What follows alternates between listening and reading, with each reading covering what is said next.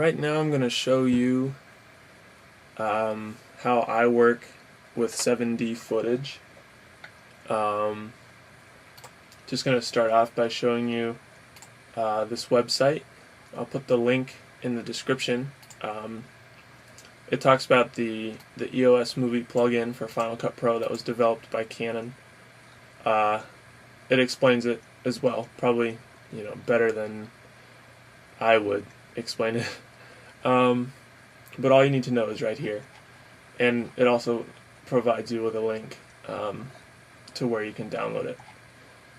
So that aside, I'm going to go ahead and plug in my compact flash card into my reader,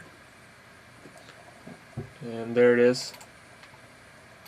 So just to show you, here's a few sample footages I shot. Nothing too spectacular, just whatever. So what I'm going to do, I'm going to fire up Final Cut Pro once the card is plugged in. I'm going to have to cover up my license.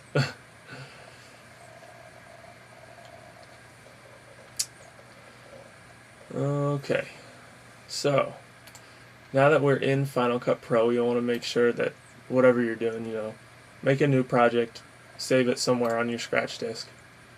So now we're going to do File, and after you've installed the plugin, of course, you come here to Log and Transfer, and it's going to automatically find my card and all the videos that I took on it. So you can see this, you can preview it. The playback's not going to be too great since it's off the CF card. But basically, here's all of my clips here.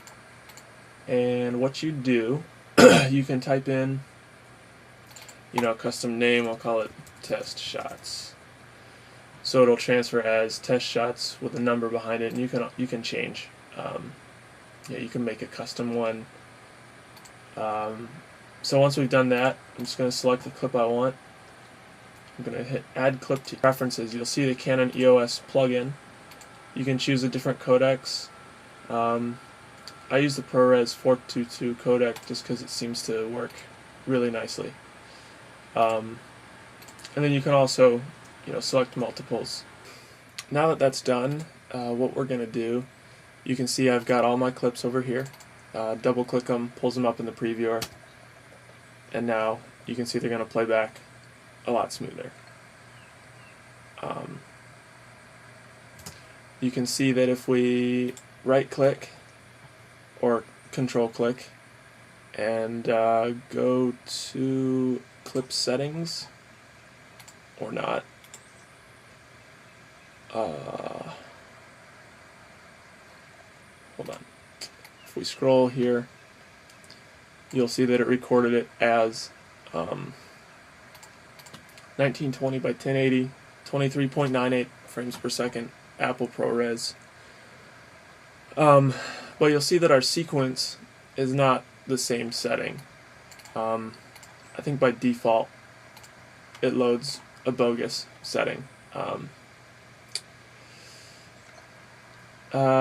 You could load whatever sequence preset you want. They've got plenty of Apple ProRes, but just for kicks, I'm going to load something totally ridiculous. Let's see. Uncompressed 8-bit NTSC, just to prove to you that this works. As soon as I drag my first clip down to the timeline, it's going to be like, whoa! For best performance, your sequence and external videos should be set to format the clips you are editing. Change the sequence settings to match the clip settings. Basically what it's going to do is it's going to read what codec your actual clips are in, and it's going to change the sequence to exactly that codec. So you hit yes, and you'll see here now this is going to play back nice and smooth. So there you have it.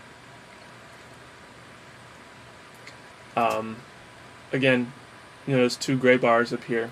No rendering needs to be done on the timeline whatsoever, unless you add an effect, like if I was to throw in a color correction filter, color corrector 3-way.